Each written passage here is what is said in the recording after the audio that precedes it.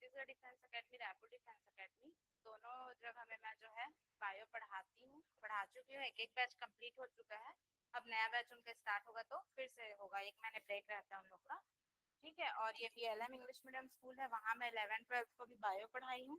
ठीक है, और मेरा BSc कंप्लीट है, MSc भी कंप्लीट है। आ जाओ, MSc भी कंप्लीट है, और मैं नीट का एग्जाम भी दी थी आई थिंक 3 साल पहले। तो उसके बाद मैं छोड़ दी, मतलब मेरा भी उसमें BHMS में सिलेक्शन हो गया था। BHMS तो जानते ही होगे, होम्योपैथिक का। तो आप लोग कोई सोच रहे हो नीट वगैरह का भी सोच रहे हो, कोई सोच रहे हो? ठीक है, तो वही बोलूंगी, मैं पढ़ा या कोई भी पढ़ा है, ठीक है, पढ़ रहे हो 12th में अच्छा परसेंट लाना है, अच्छी बात है। ठीक है, अगर आप लोगों को कंपटीशन एग्जाम की भी तैयारी करनी है तो मैं ये बोलूंगी कि अपना थ्योरी, अपना बेस को क्लियर रखना, चाहे वो 11th हो चाहे वो 12th हो, ताकि आप लोग को आगे ना बहुत ज्यादा ड्रॉप वगैरह मत लेना पड़े। ठीक है, ये मैं सारे स्टूडेंट्स को, क्योंकि 12th के बाद क्या है आप लोग का फिर स्टार्ट हो जाता है रियल जर्नी, तो वहीं से स्टार्ट होता है। ठीक है, तो 11th क्लियर है आप लोग का? क्वेश्चन करूं? क्या लगता है, बेस क्लियर है? अच्छा, 11th तो मतलब 11th ही बेस है। देखो 10th के बाद आप लोग क्या किए हो, सब्जेक्ट चूज किए हो अपना, है ना। ये सारी बातें जो मैं कर रही हूँ ये बहुत ज्यादा जरूरी है आप लोग का 12th स्टार्ट करने से पहले। ठीक है, तो 11th क्या है, जैसे कि बात करो सेल चैप्टर आप लोग उसमें पढ़े हो गए, है ना। सेल हो गया, और आपका मतलब बहुत सारी चीजें हैं वहाँ, बेस सारी बेसिक चीजें जो है वहीं से आप लोगों ने स्टार्ट की। ठीक है, तो वो सारी चीजें आप लोग का क्लियर रहना जरूरी है। अगर नहीं है तो भी कोई बात नहीं, कर सकते हो अभी भी साथ में। ठीक है, अच्छा ये बताओ 12th का फर्स्ट चैप्टर क्या है बायो में? सेकंड? Human reproduction. थर्ड?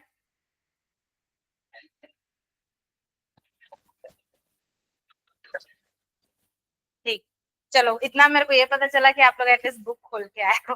ठीक है, तो हाँ पढ़े नहीं होगे लेकिन देखे हो कि फर्स्ट चैप्टर ये है, सेकंड चैप्टर ये है। ठीक है, तो sexual reproduction in flowering plants, ये आपका क्या था, फर्स्ट चैप्टर। ठीक है, तो फर्स्ट चैप्टर है, तो फर्स्ट चैप्टर मैं स्टार्ट कर रही हूँ आपके सेकंड चैप्टर से। ठीक है, फर्स्ट चैप्टर भी अपन करेंगे लेकिन बाद में, पहले हम लोग कौन सा चैप्टर देख रहे हैं, सेकंड चैप्टर देख रहे हैं। ठीक है, अच्छा ठीक है, ये क्वेश्चन एक पूछती हूँ, व्हाट इज सेल? सेल के बारे में कुछ जानते हो? सेल, सेल क्या है? अरे बोलो ना, जैसा भी, हिंदी में बोलो, इंग्लिश में बोलो, जो आपको कंफर्टेबल लगे, जो समझ आ रहा है। सेल क्या है, व्हाट इज सेल? और आपको बताओ। अरे ठीक है ना, फंडामेंटली, और कुछ भी। हाँ बोलो, आप बोलो। What is cell? सेल क्या है? जैसे भी समझा सकते हो, आप बताओ। सेल क्या है, व्हाट इज सेल?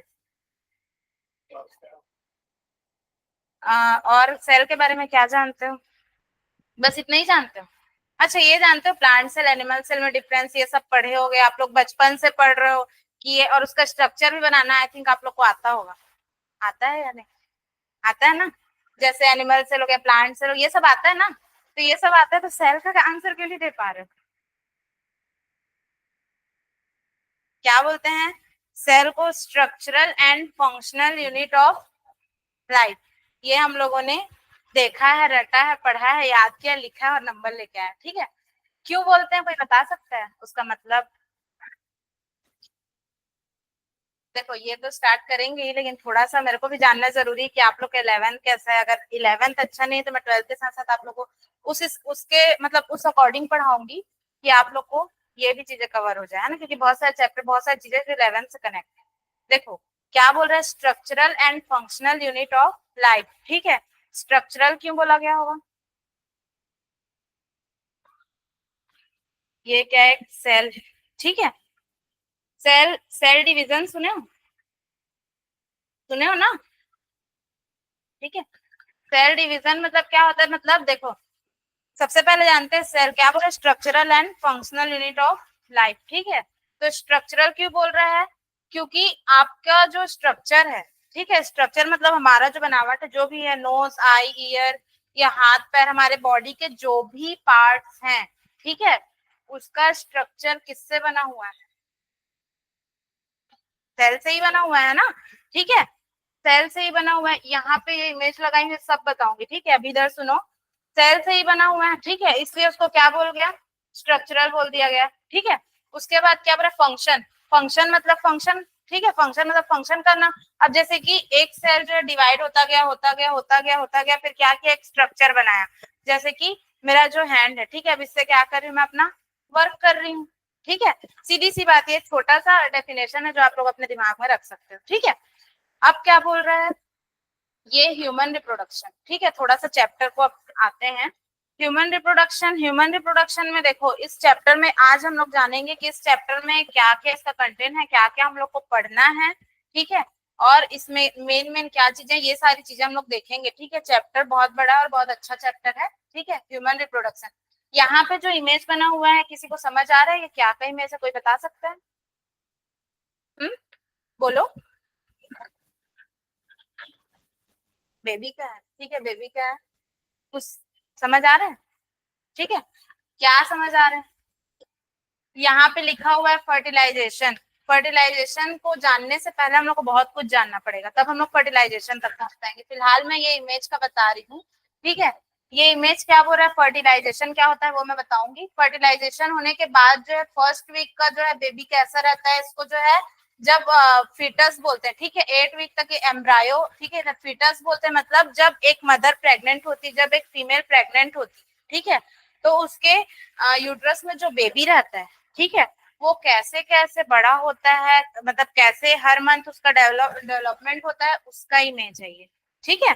ये उसका इमेज है, फर्टिलाइजेशन हो फर्स्ट वीक में क्या है, second week, third week, fourth week, ऐसे करके पूरे 12 वीक का ये क्या रहता है, पीरियड रहता है, ठीक है। पूरे 12 वीक बोल सकते हो या 9 मंथ बोलते हो, ठीक है। 9 मंथ का क्या रहता है, ये पीरियड रहता है, ठीक है। अब एक चीज ये बताओ, 9 मंथ का पीरियड है, ठीक है, हम लोग देखते भी ये सारी चीजें, ठीक है, अच्छी बात है। क्या 9 महीने एक जो बच्चा है, ठीक है, 9 महीने क्या वो इजिली डेवलप हो जाता होगा, मतलब अपने आप इसको समझना, मतलब बहुत सारी चीजें होंगी ना यहाँ पे, बहुत सारे। सबसे पहले तो आप लोग को बता दूं कि इस चैप्टर में आप लोगों को हार्मोन्स के नाम याद रखने, ये चैप्टर पूरा पूरा हार्मोन्स का खेल है यहाँ पे, ठीक है। यहाँ हार्मोन्स का बहुत ज्यादा रोल है, ठीक है। तो मैं क्वेश्चन कर रही हूँ आप लोग से कि छोटा सा जो बेबी, मतलब एक सिंगल सेल बोल सकते हो, वही बोल सकते हो ना, सिंगल सेल से लेकर के पूरे 9 महीने में क्या बना, एक फिटस बना, एक बेबी बना, ठीक है। तो क्या ये इजिली होगा ये प्रोसेस, क्या इसमें मतलब बहुत सारी चीजें हैं जो हम लोग को जाननी पड़ेंगी, ठीक है। जैसे कि मैं बताई, एक सेल है, सेल क्या, अब देखो यहाँ से सेल अगर आप लोग नहीं जानोगे तो ये आप लोग को पढ़ने का कोई मतलब ही नहीं है ना। तो अब क्या हुआ, सेल, सेल क्या कर रहे हैं, डिवीजन करते जा रहे हैं। अब यहाँ पे आप लोग दो तरह का डिवीजन सुने होंगे, माइटोसिस और मियोसिस। और आई होप इसको मेरे को नहीं पढ़ाना पड़ेगा क्योंकि आप लोग ये 11th में पढ़ चुके हो कि माइटोसिस कैसे होता है और मियोसिस कैसे होता है, ठीक है। उससे पहले एक बार और देख लेते हैं, क्या less develop to high develop यहाँ पे क्यों लिखा हुआ है। सबसे पहले आप लोग 11th में क्या पढ़े, देखो मैं कनेक्ट कर रही हूँ ना अभी। 11th में आप लोग 10th में भी हो सकता है पढ़े हो कुछ चीजें। 11th से आप लोग क्या पढ़े, बैक्टीरिया के बारे में पढ़े हो, पढ़े हो बैक्टीरिया के बारे में, बैक्टीरिया, प्रिमिटिव सेल, ये सब। उसके बाद आप लोग किसके बारे में जाने हो, प्लांट के बारे में जाने हो। प्लांट के बाद आप लोग किसके बारे में जान रहे हो, ह्यूमंस के बारे में जान रहे हो, ठीक है। तो हमेशा क्या बोल रहा है, बेस से ही स्टार्ट होता है चीजें, ठीक है, बेसिक चीजें क्लियर होनी चाहिए, ठीक है। अब ये इमेज को देखेंगे, थोड़ा आगे देखते हैं। कंटेंट ऑफ दिस चैप्टर, ठीक है, इस चैप्टर का क्या है, कंटेंट क्या है, ठीक है।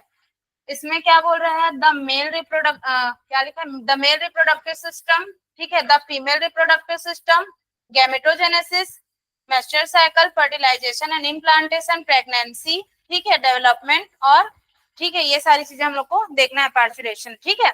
अब ये क्या है, इसमें हम लोग को ये, इस पूरे चैप्टर में हमको ये चीजें पढ़नी है, ठीक है।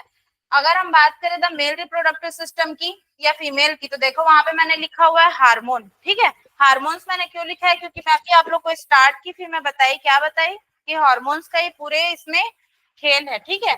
अब जैसे कि बहुत सारे हार्मोन्स, चलो हार्मोन्स के बारे में बाद में डिस्कस करेंगे। अगर हम बात करें मेल से, तो मेल से क्या प्रोड्यूस होता है, स्पर्म, ठीक है, एंड फीमेल से ओवा, ओवा या इसको ओवम भी बोलते हैं, ठीक है। और क्या बोलते हैं, स्पर्म और ओवा, ठीक है। स्पर्म और ओवा ही मिलते हैं, स्पर्म और ओवा ही मिलते हैं, फिर क्या होता है, फर्टिलाइजेशन वहीं पे होता है, जैसे आगे मैं बनाई हूँ। क्या बोल रहा है? ह्यूमन रिप्रोडक्शन प्रोसेस बता रही, ठीक है। यहाँ पे क्या है? फीमेल, ठीक है, और मेल, ठीक है। सबसे पहले रिप्रोडक्शन का मतलब जानो। रिप्रोडक्शन का मतलब होता है कि अपने ही जैसे नए ऑर्गेनिज्म, अपने ही जैसे मतलब जैसे कि हमारे पेरेंट्स से हम आए, ठीक है, अपने ही जैसे जो है नए ऑर्गेनिज्म, नए बेबी, ये मतलब वो पैदा करना, ठीक है, ये मेन इसका रहता है, ठीक है। अब क्या बोल रहा है? फीमेल एंड मेल यहाँ पे बना हुआ है। अब क्या बोल रहा है इसमें? 46 क्रोमोसोम्स, ये आप लोग चैप्टर्स के अंदर समझोगे, अभी थोड़ा सा समझ लो, ठीक है। 46 क्रोमोसोम इन 23 पेयर्स। 23 पेयर्स में कितने क्रोमोसोम्स रहते हैं? 46 क्रोमोसोम्स रहते हैं, ठीक है। किसमें? मेल में और फीमेल में, दोनों में, ठीक है। उसके बाद मैं क्या बताई, यहाँ पे क्या होता है? मियोसिस होता है, देखो लिखा हुआ है मियोसिस होता है, ठीक है। और फीमेल से क्या रिलीज होगा? एग। एग से क्या मतलब, या उसको ओवम बोलते हैं, ओवा बोलते हैं, ठीक है। और मेल से क्या रिलीज होगा? स्पर्म रिलीज होगा। अब यहाँ पे एक चीज है, इस चीज को ध्यान रखना, ठीक है। अभी तक इसमें फीमेल में था 46 क्रोमोसोम्स एंड इन 23 पेयर्स, दोनों में, मेल और फीमेल दोनों में, ठीक है। लेकिन जब रिलीज हुआ, क्या एग रिलीज हुआ या ओवा रिलीज हुआ, इधर से क्या हुआ? स्पर्म रिलीज हुआ। तो अब यहाँ कितने क्रोमोसोम्स हैं? कितने क्रोमोसोम्स दिख रहा है ना? क्लियर? 23 chromosomes, 23 chromosomes. यहाँ 23 पेयर्स में नहीं लिखा है, सिर्फ 23 क्रोमोसोम्स लिखा है, ठीक है। यहाँ से ये जितने मैं क्रोमोसोम्स में बताऊंगी, यहाँ से क्वेश्चन आता है, किसमें आता है? आपके बोर्ड एग्जाम के 1 नंबर के क्वेश्चन में भी आ सकता है, और आप जो नीट और बीएससी नर्सिंग वगैरह बोल रहे हो ना, ये सारी चीजों में यहाँ से क्वेश्चन आता है। 2 साल पहले ये यहाँ से क्वेश्चन आया हुआ था इस क्रोमोसोम से, ठीक है। तो अब क्या बोल रहा है? 23 क्रोमोसोम्स एग में है, 23 क्रोमोसोम्स किसमें है? स्पर्म में है, ठीक है। अब ये दोनों यहाँ पे मिलेंगे तो क्या होगा? फर्टिलाइजेशन होगा। फर्टिलाइजेशन यहाँ लिखा हुआ है, देखो, फर्टिलाइजेशन होगा और क्या बनेगा? जायगोट बनेगा, ठीक है। जायगोट बनेगा। अब जायगोट की हम लोग बात करें तो इसमें कितने क्रोमोसोम्स हैं? 46 क्रोमोसोम्स है। कितने पेयर्स में है? 23 पेयर्स में है, ठीक है। तो आप लोगों को यहाँ पे ये जानना है कि एग में और अगर स्पर्म की बात करें तो वहां पे 23 क्रोमोसोम्स होते हैं, बट अगर वो दोनों जब मिलते हैं और क्या होता है उनके बीच? फर्टिलाइजेशन होता है। आपको नींद आ रही है? इधर देखो, सोए नहीं हो? फर्टिलाइजेशन होता है, तो फर्टिलाइजेशन होता है तो क्या बनता है? जायगोट बनता है। और जायगोट में कितने क्रोमोसोम्स रहेंगे? 46 क्रोमोसोम्स इन 23 पेयर्स, ठीक है। फिर वहां से क्या बनेगा? एम्ब्रायो बनेगा, इसमें भी उतना ही रहेगा, ठीक है। और उसके बाद क्या बनेगा? बेबी बनेगा, ठीक है। यहाँ पूरा इस प्रोसेस को हम लोग इस चैप्टर में हमको वही पढ़ना है कि एग कैसे रिलीज हुआ, फिर उसके बाद कैसे जायगोट बना, कैसे एम्ब्रायो बना, कैसे बेबी हुआ और कैसे बेबी बाहर आया, और बेबी बाहर आने के बाद क्या जो छोटा सा बेबी जो है अभी अभी मदर से बाहर आया, अभी अभी जिसका जन्म हुआ, वो क्या हम लोग जैसे खाना खाएगा? दाल चावल रोटी खाएगा या मोमोज खाएगा? नहीं खाएगा ना। वो क्या करता है? मिल्क पीता है, फीडिंग होता है, ठीक है। वो कैसे होता है उसके बारे में भी हम लोग को इस चैप्टर में पढ़ना है, ठीक है। आगे देखते हैं। डेफिनेशन में वही बोल रहा है, सेम अपने जैसे ही, ठीक है। बताइए आप लोग को, यहाँ देखो, यहाँ बताया है, क्या बताया है? ह्यूमन सेक्सुअली रिप्रोडक्शन, ठीक है। बताइए आप लोग को, स्पर्म मिलता है, ओवा मिलता है, और क्या होता है फिर वहां पे? मतलब गैमेट्स मिलते हैं तो गैमेटोजेनेसिस बोलेंगे। उसके बाद क्या होगा? फर्टिलाइजेशन होगा। अब फर्टिलाइजेशन किसमें हो रहा है? फेलोपियन ट्यूब में हो रहा है, ठीक है। फेलोपियन ट्यूब में हो रहा है। और इम्प्लांटेशन किसमें हो रहा है? यूट्रस में। और डेवलपमेंट फिर पार्चुरेशन, ठीक है। अब एकदम क्लियर इमेज नहीं बनाती, थोड़ा समझाने के लिए बनाती हूँ,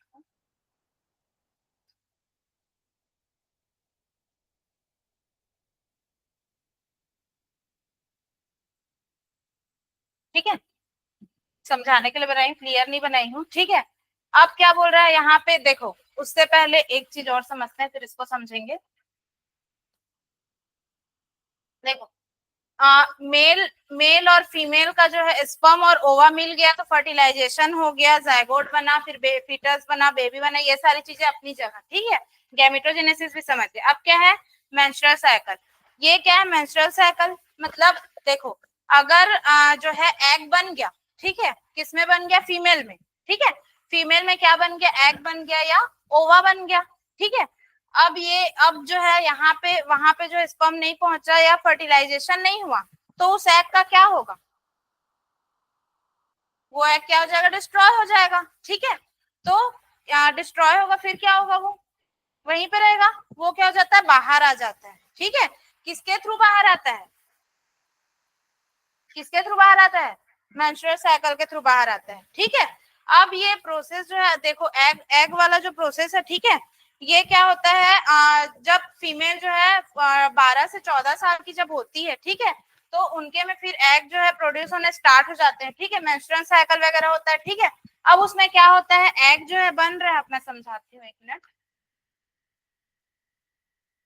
अब क्या है, यहाँ पे जो है एग है, ठीक है, एग है। अब क्या होना है, एग जो है, अब एग बना, ठीक है, जो एग क्या हो गया, मैच्योर हो गया, वो मैच्योर एग कहाँ पे आ जाएगा, फेलोपियन ट्यूब में आ जाएगा, ठीक है। ये क्या है, आपका यूट्रस है, ठीक है, फेलोपियन ट्यूब में आ गया एग। उसके बाद फेलोपियन ट्यूब में आने के बाद अब वो क्या हो रहा है, वहां पे देखो फर्स्ट वीक में क्या हुआ, फर्स्ट वीक में जो है एग बन रहा है, ठीक है, समझना, फर्स्ट वीक में क्या हो रहा है, एग बन रहा है, मैच्योर हो रहा है, ठीक है। उसके बाद फिर क्या हो गया, सेकेंड वीक में वो, सेकेंड वीक, थर्ड वीक और फोर्थ वीक, ये वीक है, ठीक है। सेकेंड वीक में वो क्या हो गया, पूरी तरह बन के जो है फेलोपियन ट्यूब में आ गया। जैसे ही वो एग मैच्योर होगा, वो कहाँ आ जाएगा, फेलोपियन ट्यूब में आ जाएगा, तो यहाँ पे, ठीक है। अब वो एग वहां पे आया, ठीक है। अब क्या होता है, जैसे अभी समझते हैं, जैसे क्या हो गया, स्पर्म आया, ठीक है। अब मान लो एग के पास जो है स्पर्म पहुंचा, ठीक है। तो जब स्पर्म जाता है तो बहुत सारे स्पर्म वहां पे जाते हैं, समझ लो, मतलब बहुत सारे मिलियन में होते हैं, ठीक है। तो उसमें लाखों में होते हैं, तो उसमें क्या होता है, कुछ स्पर्म क्या होते हैं, कुछ स्पर्म जो है डिस्ट्रॉय हो जाते हैं, वहीं पे खराब हो जाते हैं। कुछ जो है, आपको पता है ना, एक बार इस साइड से साइकिल चलता है, एक बार उस साइड से चलता है, ये मैं समझाऊंगी, ठीक है। तो कुछ अभी मान लो, अभी जो है मैच्योर जो है ओवा किस साइड का, इस तरफ का है, मान लो, ठीक है। तो कुछ स्पर्म क्या हो जाते हैं, इस तरफ चले जाते हैं या इधर उधर, मतलब वो क्या हो जाते हैं, फिर डिस्ट्रॉय हो जाते हैं। फिर बहुत सारे स्पर्म क्या हो जाते हैं, इसके आसपास चिपक जाते हैं, ठीक है। पर एग में या ओवा में वही स्पर्म एंटर कर पाता है जो सबसे ज्यादा एक्टिव होता है, ठीक है। जो सबसे ज्यादा एक्टिव होता है वही स्पर्म क्या हो पाएगा, उसमें एंटर कर पाएगा। और जैसे ही एक स्पर्म जो है एंटर करेगा किसमें, ओवा में, ठीक है। तो एक स्पर्म एंटर करने के बाद जो है वो, उसके बाद उसमें और दूसरा स्पर्म एंटर नहीं कर सकता, वो पूरी तरह से ओवा अपने आप को क्या करेगी, कवर कर लेगी, ठीक है। ये अभी हम लोग इसका ये समझ रहे हैं ना, इसको और डिटेल से पढ़ेंगे हम लोग, male reproduction female reproductive system को और डिटेल से पढ़ेंगे, ठीक है। तो ये क्या हो जाएगा, इसमें चला गया। अब उसके बाद क्या होगा, वहां से फिर अब उसके बाद ये क्या हो जाता है, फर्टिलाइजेशन होगा, फर्टिलाइजेशन होने के बाद यूट्रस में आने के बाद फिर क्या होता है, बेबी बनता है, ठीक है। अब वो प्रोसेस को छोड़ते हैं, अगर मान लो स्पर्म जो है यहाँ तक नहीं पहुंचा, ठीक है, स्पर्म नहीं पहुंचा, तो क्या होगा, एग जो है मैच्योर हो गया, ठीक है। मैच्योर होने के बाद अब जो है फर्स्ट वीक में बना एग, ठीक है, सेकेंड वीक में क्या हो गया, मैच्योर हो गया, सेकेंड वीक तक वो बन चुका है, थर्ड वीक में भी वहां पे। अब क्या होगा, जैसे फोर्थ वीक स्टार्ट होगा, वो क्या होगा, खराब होना स्टार्ट हो जाएगा, डिस्ट्रॉय, क्योंकि इसकी जो लाइफ साइकिल होती है वो ज्यादा दिन की नहीं रहती, ठीक है। मैच्योर होने के बाद वो क्या होती है, ज्यादा दिन की नहीं रहती है। अगर फर्टिलाइजेशन हो गया तो ठीक है, अगर फर्टिलाइजेशन नहीं हुआ तो वो क्या हो जाएगा, डिस्ट्रॉय हो जाएगा, ठीक है। डिस्ट्रॉय होने के बाद फिर क्या होगा, ये बाहर आ जाएगा, किसके थ्रू, कहाँ गया, अच्छा वो वाला मेंस्ट्रुअल साइकिल के थ्रू, ठीक है। उसके थ्रू वो क्या हो जाएगा, बाहर हो जाएगा, ठीक है, क्लियर। अब यहाँ पे क्या दिया हुआ है, फर्टिलाइजेशन, फर्टिलाइजेशन में बताइए, क्लियर है। फर्टिलाइजेशन, गैमेट्स मिलते हैं, मतलब स्पर्म मिला, ओवा मिला, फर्टिलाइजेशन हुआ, ठीक है।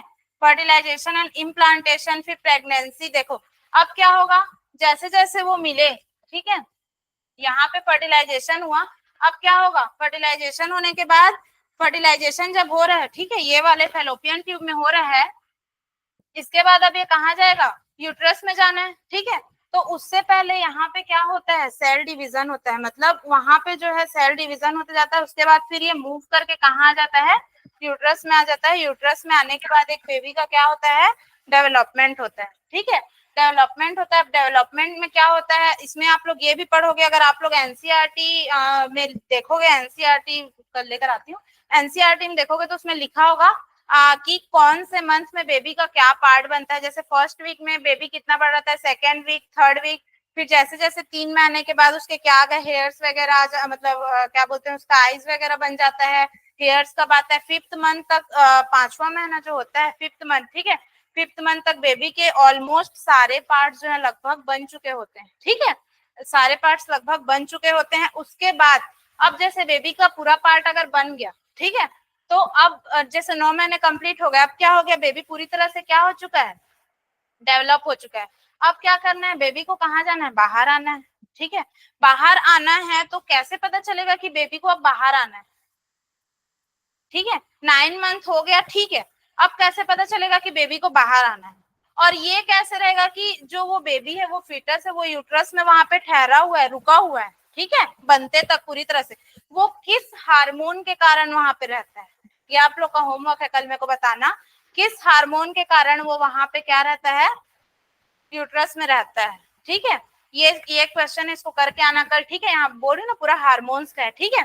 अब अगर वो बेबी बाहर आएगा कैसे पता चलेगा, एक तरह का ना रिफ्लेक्ट होता है, मतलब ना वो ऑटोमेटिकली जो मदर होती है, ठीक है, उनको पता चल जाता है। उसको भी हम लोग पढ़ेंगे कि कैसे रिफ्लेक्ट होता है, कैसे मदर को पता चलता है, कौन सा हार्मोन्स रिलीज होता है, किसके कारण होता है, इसको भी हम लोग पढ़ेंगे चैप्टर के अंदर में, ठीक है। तो वो चीज अपने आप जो मदर को पता चलता है, ठीक है, मदर को पता चलता है, बेबी खुद बोलता है कि अब क्या होना है, मुझे बाहर आना, एक तरह का रिफ्लेक्ट देता है वो, ठीक है। उसके बाद बेबी बाहर आ गया। अब बेबी बाहर आया, उसके बाद फिर वो कैसे, मतलब उसका ये पार्चुरेशन, ये आपका डिलीवरी को बोल रहे हैं, ठीक है, डिलीवरी वाला पार्ट है ये। और इसके बाद फिर बेबी कैसे फीडिंग करेगा, ठीक है, कैसे मिल्क रिलीज होगा, कैसे होगा, ये सारी चीजें आप लोग पढ़ोगे एनसीईआरटी में, देखो उसमें डायग्राम बना होगा, ठीक है, ये सारी चीजें।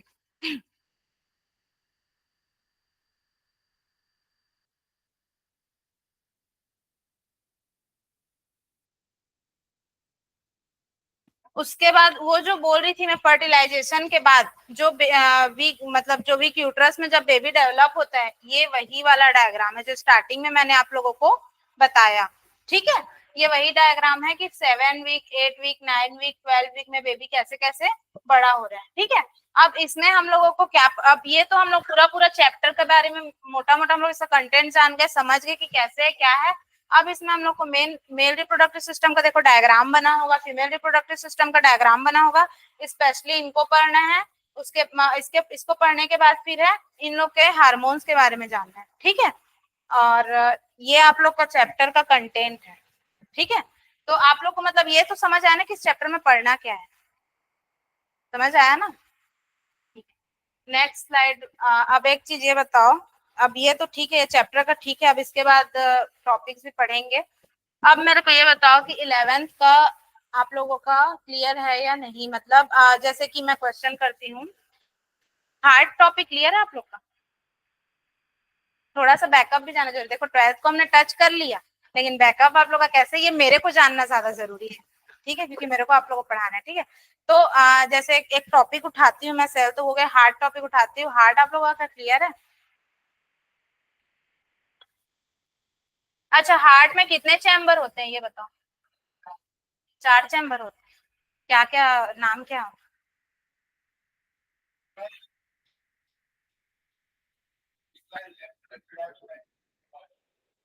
यही है ना, 4 चैम्बर होते हैं, ठीक है। और और क्या जानते हो, हार्ट कैसे फ्लो करता है, सॉरी ब्लड कैसे फ्लो करता है, ये सब पता है। अच्छा, ब्लड सबसे पहले एंटर करता है किससे, वेना कावा से, जानते हो ना, किस में एंटर करता है, मैं ऐसे 4 चैम्बर बना देती हूँ, ठीक है।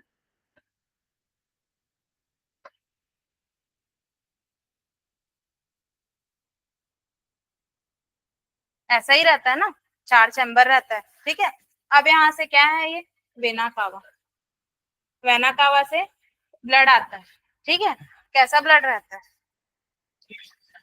डीऑक्सीजनेटेड, डीऑक्सीजनेटेड मतलब उसमें ऑक्सीजन प्रेजेंट नहीं रहता, हम्म, रहता है लेकिन बहुत कम, जिसको हम लोग समझने के लिए नहीं के वो में बोल सकते हैं, ठीक है।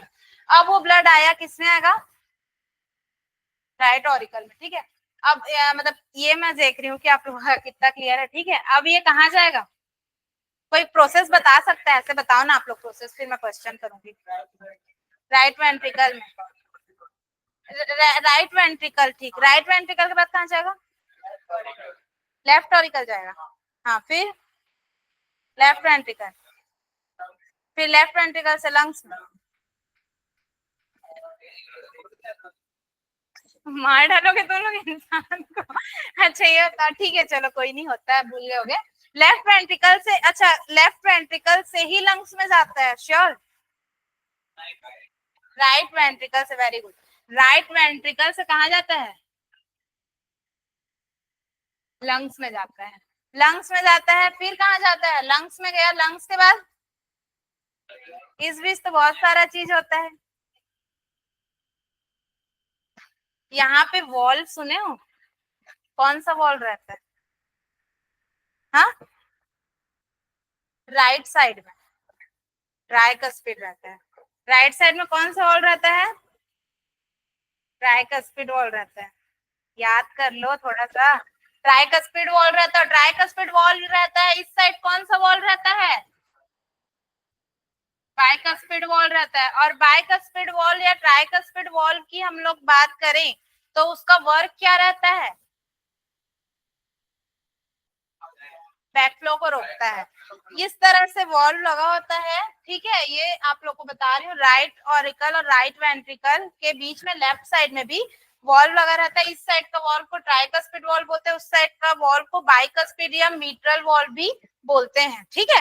तो वो इस तरह का वॉल्व लगा रहता है। और जैसे ही ऊपर, अब क्या हुआ, वेना कावा से ब्लड आया किसमें, राइट ऑरिकल में, राइट ऑरिकल में आने के बाद वो किसमें जाएगा, राइट वेंट्रिकल में। तो बीच में ये वॉल्व है, तो वो क्या होगा, ऐसे ओपन हो जाएगा, ओपन हुआ, फिर जैसे ही ब्लड नीचे गया फिर वो तुरंत क्लोज हो जाएगा, फिर ओपन क्लोज, ऐसे ओपन क्लोज होता है। इससे क्या हो रहा है, जो नीचे से ब्लड है राइट वेंट्रिकल से वापस से ऊपर ना चला जाए, उसके लिए वो वॉल्व लगा होता है। मतलब मोटा मोटा क्या बोल रहा है, बैक फ्लो को क्या कर रहा है, रोक रहा है, ठीक है, हो गया।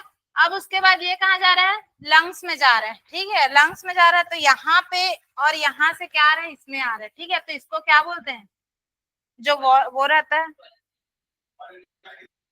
ये क्या है, पल्मोनरी आर्टरी की वेन है, हाँ, वेन है। और यहाँ पे क्या है, ये क्या है, पल्मोनरी आर्टरी है, ठीक है। अब एक क्वेश्चन है मेरा, नॉर्मल, अभी मैं इसकी बात नहीं कर रही, आर्टरी में कैसा ब्लड फ्लो होता है, ऑक्सीजनेटेड, और उसमें वेन में डीऑक्सीजनेटेड, ठीक, अच्छी बात है, वेरी गुड, सही बोल रहे हो।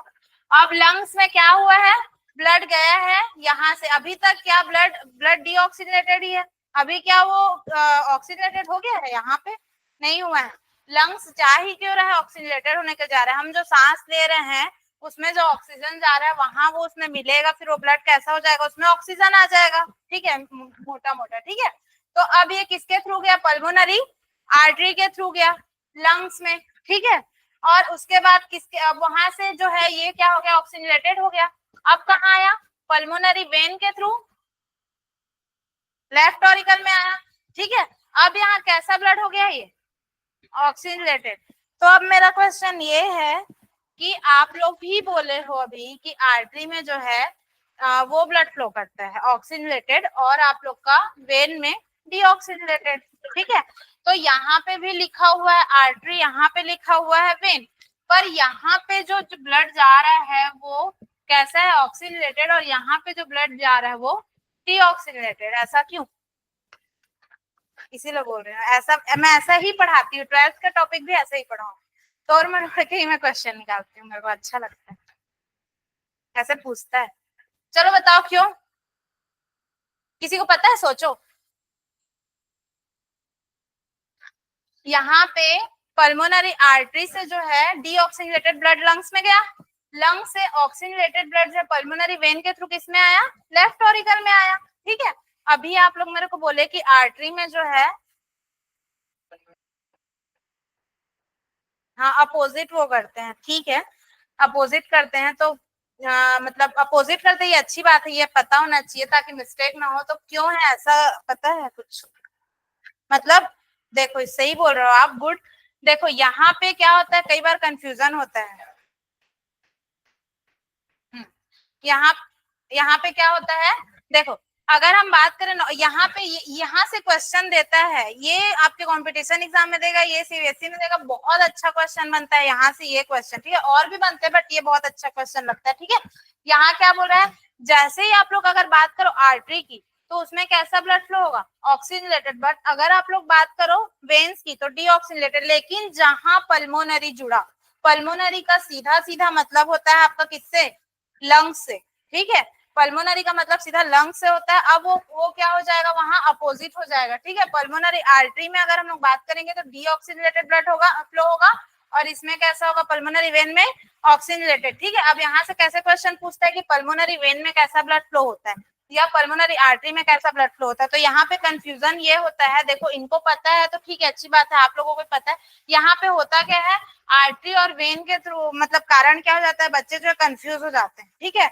ये टॉपिक्स को टच करने का रीजन ही यही है कि आप लोग मतलब पढ़ते हैं करके आप लोग बता रहे, एक चीज पकड़ा करो। जैसे अभी भी मैं क्या पढ़ाई, ह्यूमन रिप्रोडक्शन पढ़ा रहे हैं, तो उसमें भी कैसा है क्या है उसको भी पकड़ा करो, ठीक है। उससे भी क्वेश्चन बनते हैं, ठीक है, मजा आएगा पढ़ने में। और अब क्या बोले, बाइकस्पिड वॉल में, बाइकस्पिड वॉल के थ्रू किसमें गया, लेफ्ट वेंट्रिकल, लेफ्ट वेंट्रिकल में। उसके बाद वो कहाँ जाएगा, पूरे बॉडी में फ्लो हो जाएगा, किसके थ्रू, किसके थ्रू,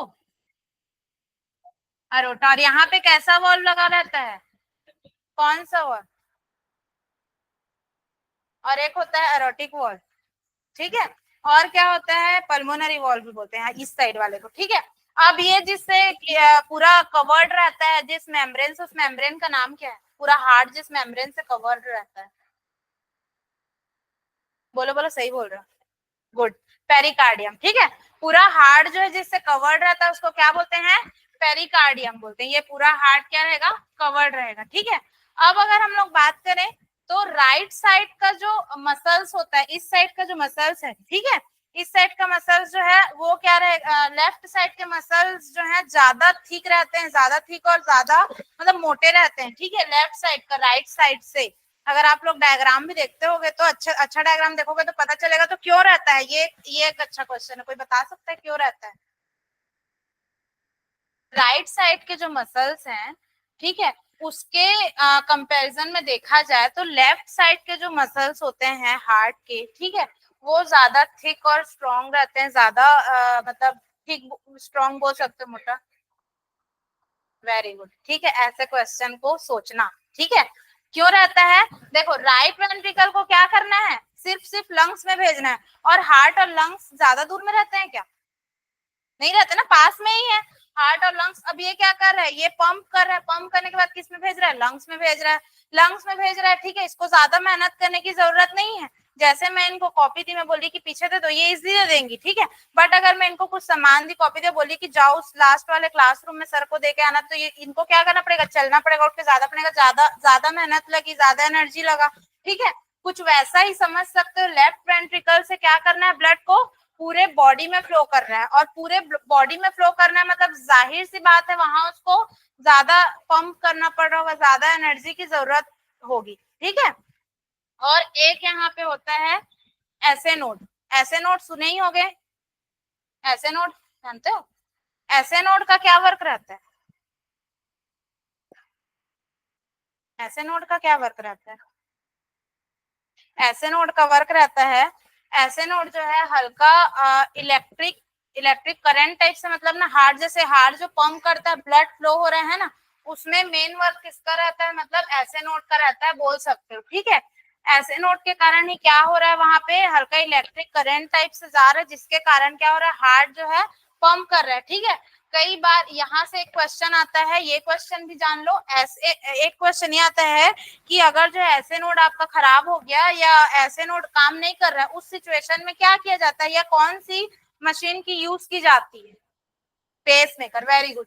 ऐसे नोड जब अगर काम नहीं करता उस सिचुएशन में आर्टिफिशियल वहां पे लगाया जाता है कुछ मशीन, उसका नाम क्या है, पेस मेकर है, ठीक है, उसका भी कुछ रहता है लाइफ, मतलब वही 5 साल 6 साल 7 साल कुछ रहता है, उसके बाद उसको चेंज करना पड़ता है, ठीक है, आर्टिफिशियल रहता है, वो लगाया जाता है किसके जगह में, ऐसे नोट के जगह में। ये चीजें हो गई।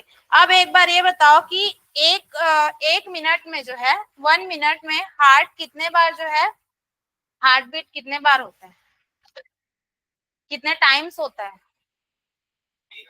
कितने टाइम, 70 टाइम्स,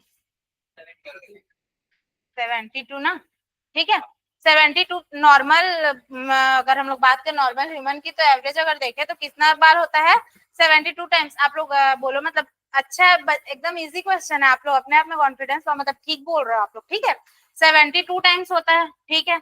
अब उसके बाद एक चीज ये बताओ आप, हमारे पूरे बॉडी में लगभग अगर हम लोग देखें तो कितना ml ब्लड रहता होगा, ml में पूछ रही हूँ मैं, लगभग कितना ml रहता होगा।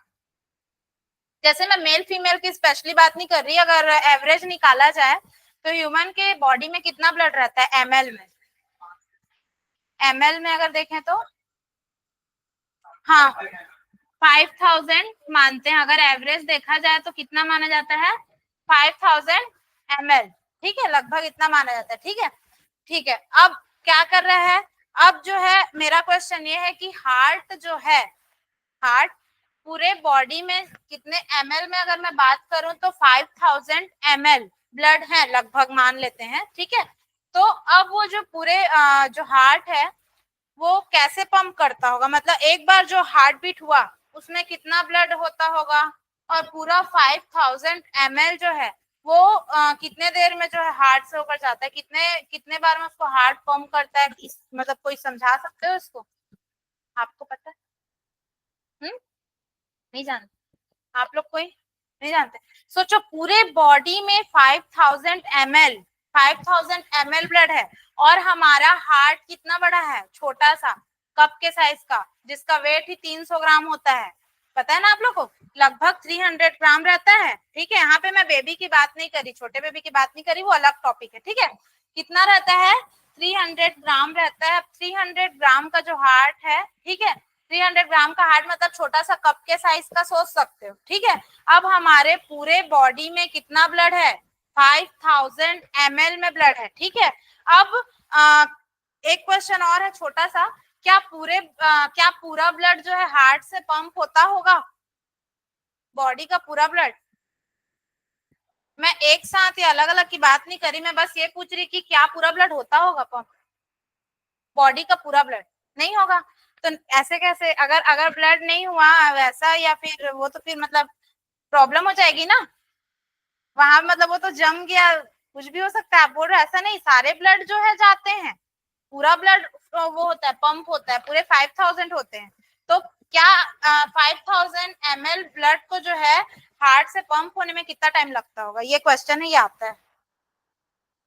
पूरे बॉडी का ब्लड को जो है हार्ट से होके जब जाता है, ठीक है, कितने बार पंप करता होगा हार्ट, या कितने टाइम में, या ये पूछ सकता है कि कितने टाइम में पूरे ब्लड को वो फ्लो करता है, मतलब आप लोग को पता है कितने टाइम में, 1 मिनट में, 1 मिनट में कितने बार हार्ट बीट हो रहा है, कितने टाइम्स, 72 टाइम्स, ठीक है। 1 मिनट में 72 टाइम्स हो रहा है, मतलब 1 सेकंड से भी कम टाइम ले रहा है एक हार्ट बीट में, ठीक है। लब डब होता है ना, जानते हो ना उसको, लब डब बोलते हैं, ठीक है। तो 72, अब ये तो आप लोग नहीं जानते थे, बहुत अच्छा चीज है, जान लो, ठीक है। 72 टाइम्स जो है हार्ट बीट होता है, ठीक है। और 1 मिनट में कितने ml ब्लड को, ये 72 है, 1 मिनट में कितने ml ब्लड को वो फ्लो करता है, लगभग 70 ml, ठीक है। 70 ml ब्लड को वो एक बार में, मैं 1 मिनट में नहीं बोल रही, 1 मिनट में तो 72 टाइम्स है, ठीक है, हार्ट बीट लब्ड, बट एक बार वो लब्ड करता है, मतलब वन टाइम जब वो लब्ड करता है, एक बार जो है दिल धड़का, एक बार हार्ट बीट हुआ, एक बार, तो उसमें वो कितने ml ब्लड को वो करेगा, पंप करेगा, 70 ml, ठीक है, 70 ml को पंप करेगा। अब इसको इंटू करो, कितना आ रहा है, 72 × 70,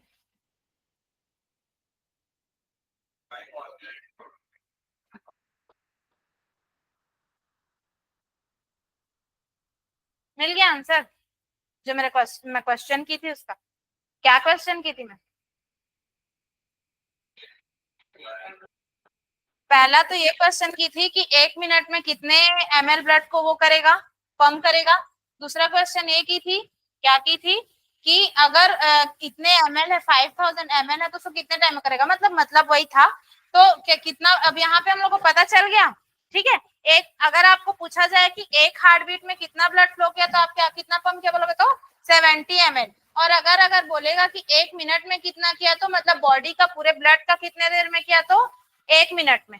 ठीक है, ये वाला ये चीज आप लोग को नहीं पता था। ठीक है, मतलब मेरा कहने का मतलब ये है, इसी चीज को मैं देख रही हूँ कि 11th आप लोगों ने मतलब कैसे पढ़ा है वो मैं देख रही हूँ। ठीक है, और जैसे जैसे आप लोग एग्जाम देंगे अभी बोर्ड का, ठीक है, बोर्ड एग्जाम देंगे तो ये तो क्वेश्चन आता ही, मतलब ऐसे ऐसे जैसे बीच बीच से, जैसे ये एक हो गया है ना टॉपिक, और जो मैं वो पढ़ाई अभी रिप्रोडक्शन में क्या पढ़ाई, क्रोमोसोम्स के सेट बताए, पेयर्स में बताई, ये सारा चीज यहाँ से क्वेश्चन निकालता है 1 नंबर के लिए। और आपके कोई से भी एग्जाम में दिलाओगे तो यहाँ से क्वेश्चन निकालता है, क्योंकि देखो मैं भी 2 साल से पढ़ा रही हूँ कंपटीशन वालों को, उससे पहले से स्कूल वालों को। ठीक है, तो मैं देख रही हूँ कि यहाँ से क्या होता है, पूरा पूरा ऐसे ऐसे टाइप के वो क्वेश्चन उठाता है। ठीक है, तो किसी टॉपिक को अगर आप लोग पढ़ रहे हो तो अच्छी तरह से पूरा पूरा जानो उसके बारे में। ठीक है, अब ये हो गया। ठीक है, तो अब आप लोग बोल रहे थे हार्ट क्लियर है, मेन चीज तो आप लोग नहीं जानते, कोई बात नहीं, अच्छी बात नहीं, जान गए। ठीक है, चलो अब और कुछ पूछूं, मतलब ये बताओ ये टॉपिक कैसा लगा, आज पढ़े, अभी तक तो पढ़े हो। देखो जो टॉपिक मैं आज पढ़ाई नया 12th का, वो तो ठीक है आप लोगों ने अभी पढ़ा है, पहले नहीं पढ़ा होगा। ठीक है, वो तो अच्छा ही लगेगा या बुरा लगेगा। अब ये टॉपिक तो आप लोग ऑलरेडी पढ़ चुके हो, इसके बारे में आप लोगों को नॉलेज था, उसके बाद मैं इसको पढ़ाई। ठीक है, तो मजा आया टॉपिक देखने में। ठीक है, ऐसे मैं अंदर से क्वेश्चंस निकालती हूँ, मतलब आप लोगों को मैं पहले ही बता रही, फर्स्ट डे है तो आप लोग को जानना जरूरी है कि मेरा पढ़ाने का तरीका क्या है। क्योंकि कई लोगों को ये लगता है कि मैम तो पीछे का बताइए, आगे का बताइए, मैम इंट्रोडक्शन दे रही, मैम कंटेंट बताइए, मैम अभी बोल रही थी हार्मोन्स, हार्मोन्स का बताई नहीं। तो वो मैं बताना चाह रही हूँ कि मैं जो पढ़ाती हूँ ना, तो मैं अंदर से क्वेश्चन भी निकालती हूँ, ऐसे टाइप का पढ़ाती हूँ कि एक बार में समझ आ जाए, बार बार रटना मत पड़े। क्योंकि बायो को क्या समझते हैं सब लोग, रटने वाली चीज। मैं बोलती हूँ बायो सॉल्व भी होता है, मतलब याद भी होता है, जैसे मैथ सॉल्व होता है। ठीक है, तो ये चीजें ठीक है। अब उसके बाद सेल, सेल के बारे में चलो थोड़ा थोड़ा बता दो, चलो कुछ भी एक एक बताओ। चलो अब आप बताओ, प्लांट सेल एनिमल सेल में डिफरेंस बताओ कुछ भी। और प्रोकैरियोटिक और यूकैरियोटिक, प्लांट सेल किसमें आता है, प्रोकैरियोटिक या यूकैरियोटिक? हम्म, और एनिमल सेल किसमें आता है, यूकैरियोटिक में आता है। और ये बैक्टीरियल के, बैक्टीरियल सेल्स जो होते हैं वो, हाँ, कुछ प्रोकैरियोटिक कुछ यूकैरियोटिक। अगर मोटा मोटा देखे तो प्रोकैरियोटिक बोलते हैं, बट कुछ हैं रहते हैं हर जगह जो आते हैं। ठीक है, ये चीजें हो गई। ठीक है,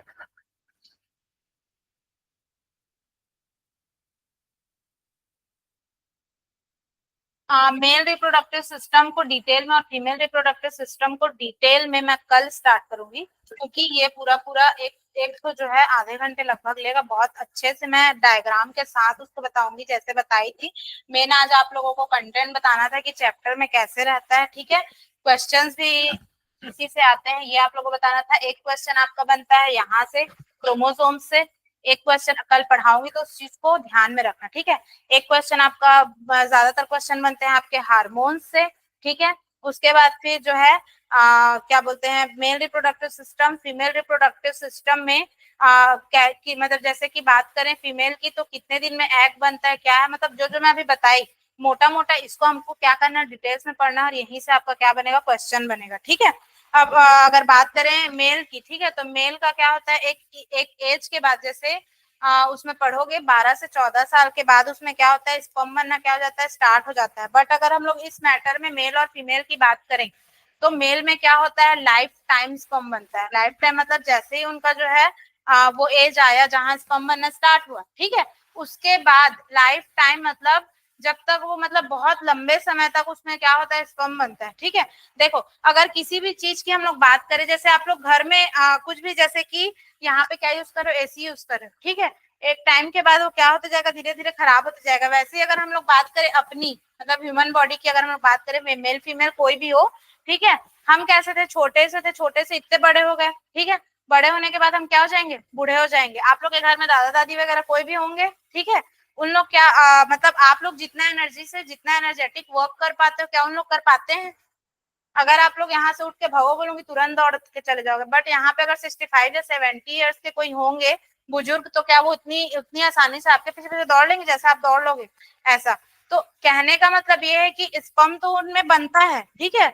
मेल्स में स्पर्म जो है लाइफ टाइम बनता है, लेकिन किसी भी चीज की बात करें तो एक मतलब एक एज के बाद, एक समय के बाद चीजें जो है वीक होती जाती है, जैसे अभी मैं बताई, ठीक है। बट अगर हम लोग बात करें फीमेल की, फीमेल में क्या होता है? फीमेल में आप लोगों को पता है फीमेल में एग बनना कब से स्टार्ट होता है, कोई बता सकता है? मतलब एग बनना, रिलीज होना वो अलग चीजें हैं। जैसे स्पर्म बनने का मैं बताई, एग जो है कब से बनता है बेबी, मतलब फीमेल में? हाँ बताओ, बोलो ना, कुछ भी बोलो। हाँ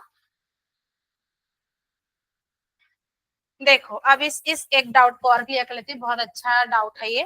देखो, 12 से 14 साल बोल सकते हो, ठीक है। 12 से 14 साल में क्या हो जाता है, एग रिलीज होना स्टार्ट करता है। मैंने क्या कहा, रिलीज होना स्टार्ट हो जाता है, मैच्योर होता है, बताइए ना, मैच्योर होता है, रिलीज होता है।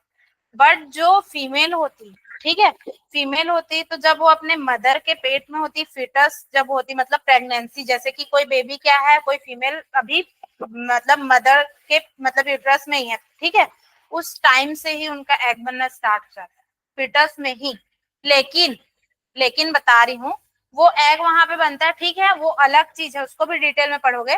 लेकिन जैसे ही वो 12 से 14 साल की होती है, ठीक है, 12 to 14 ईयर की होती है, तो क्या होता है, फिर वो एग जो है मतलब मैच्योर होता है, ठीक है, मैच्योर होता है, रिलीज होता है। ये और उस टाइम पे क्या होता है, मेंस्ट्रुअल साइकिल, ठीक है। ये सारी चीजें आपकी कब से होती है, 12 से 14 साल के बीच में, या उसके बाद उसके आसपास स्टार्ट होती है। जरूरी नहीं है कि 11 साल मतलब 12 साल में ही हो जाए, 15 साल में हो जाए, मतलब वो आगे पीछे होता है, बॉडी टू बॉडी भी डिपेंड करता है, ठीक है। 12 से 14 साल के आसपास वो क्या हो जाता है, स्टार्ट हो जाता है, ठीक है। ये चीज है। और एक चीज क्या बता रही थी, 12 से 14 साल के बीच स्टार्ट हो, हाँ, और कब तक रहता है, कब तक वो एग रिलीज करती, कब तक?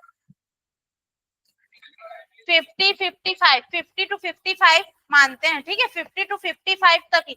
बट अगर हम लोग बात करें मेल की, तो मेल में स्पर्म कब तक बनेगा, लाइफ टाइम बनता है, लाइफ टाइम बनता है मेल में, ठीक है।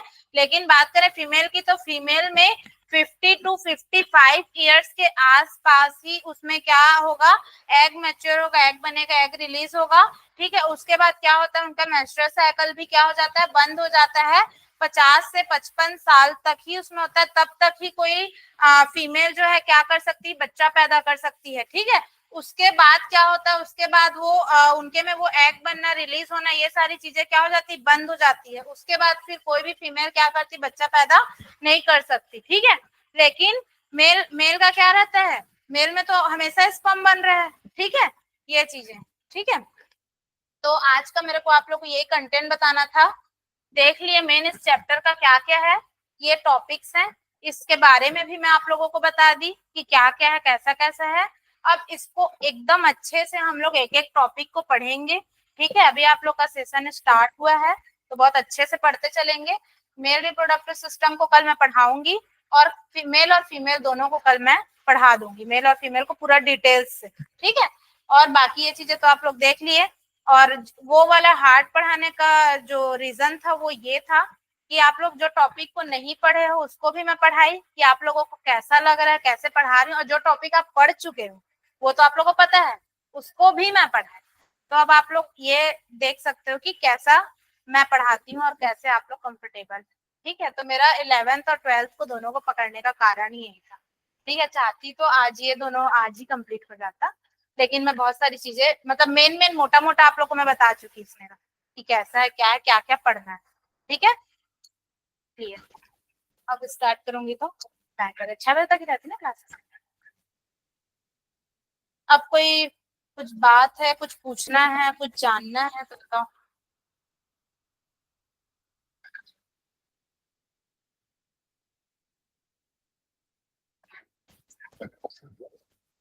बताओ।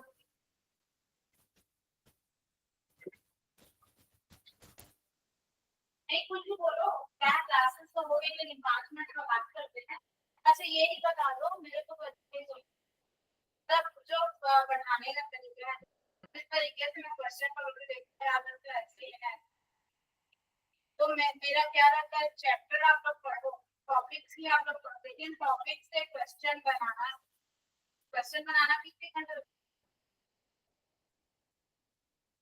फ्रेंड के नजरिए से देखोगे तो कब पड़ेगा ना, टीचर के नजरिए से अगर देखोगे तो सब इजी लगेगा। क्वेश्चन में आना, क्वेश्चन तो सॉल्व करने ही, क्वेश्चन तो किया आपको, पर क्वेश्चन बना के क्वेश्चन सॉल्व करना सीखोगे ना तो टॉपिक भी क्लियर। तो ये अभी पढ़ाते हो, ठीक है, तो ठीक लगा, समझ आ रहा है, ठीक है,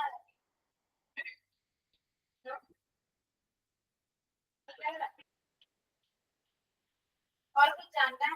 हाँ, अगर मैं ऐसी जॉब बताती हूँ, जैसे नोट की बात करूँ, तो मैं आप लोगों के लिए, मैं आप लोग के लिए जो है स्लाइड रेडी करके लाऊंगी। इसलिए रेडी करके लाऊंगी क्योंकि मैं पहले भी बहुत सारा पढ़ा चुकी हूँ बच्चों को, तो मेरे पास ऑलरेडी स्लाइड्स रेडी है, तो स्लाइड रेडी नहीं है उसको मैं रेडी करके लाऊंगी, ताकि आप लोगों को पूरा कंटेंट दे सकूँ।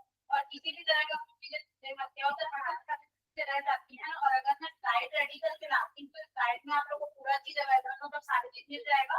और इसके बाद मैं पेन और मैं लेके जाती हूँ, तो अगर आप लोग ये पीडीएफ चाहते हैं, ठीक है, तो ये पीडीएफ भी आप लोगों को मिल जाएगा, सर को बोल जो भी होगा आपको दे देंगे। ठीक है, तो जो भी टॉपिक जैसा मैं पढ़ाऊंगी तो पूरा पूरा पीडीएफ दूंगी, मैं स्लाइड रेडी करके लाऊंगी। और इसमें जो नोट्स आएंगे वो तो ठीक है, समझाने के लिए देखिए अच्छी बात है। उसके अलावा जो आप लोगों के जो क्वेश्चन आंसर रहेंगे वो भी मैं लिखवाऊंगी। उसके अलावा किसी तरह का क्वेश्चन अगर रह जाता है तो आपको मेरे को दे देना, उसका आंसर भी बता, जैसे होता है ना सब में एक आध क्वेश्चन इधर उधर रह जाता है तो उसको भी ना कराऊंगी, ठीक है। बाकी मैं ऐसे पीडीएफ से ही पढ़ाऊंगी। अगर आप लोग बोलोगे तो मैं नॉर्मल से पढ़ा दूंगी, जैसे आपको वो कंप्लीट करोगे तो पीडीएफ से ज्यादा सही लगा, या मिक्स रहेगा, क्योंकि डायग्राम तो कई बार ऐसे बनाना ही पड़ता है, ठीक है। तो पीडीएफ से निकल रहा तो सारे कंटेंट सामने में रहेंगे। आज तो ज्यादा पूछने का जरूरत है, और इसमें मैं आप लोग पूरा डायग्राम लाऊंगी, डायग्राम के साथ साथ उसके बारे में सब सारा चीज। और हाँ, हिंदी और इंग्लिश दोनों में रहेगा उसमें, क्योंकि मैं हिंदी मीडियम को भी पढ़ाती हूँ तो मैं हिंदी में भी लिखती हूँ, तो इसको आप लोग को इंग्लिश को ही देख लेना, हिंदी नहीं देखना हो तो, ठीक है। हिंदी में दोनों को पढ़ाती हूँ ना, तो दोनों में एक साथ रेडी ठीक है, रेडी लगा। बाकी ये तो आप आज का तो क्या कर सकते हैं,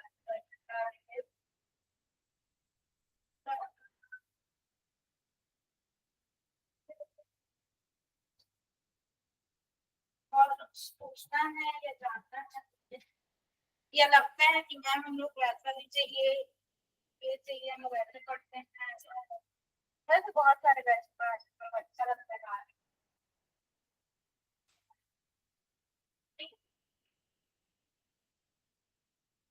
11th का रिजल्ट आ गया, आ गया,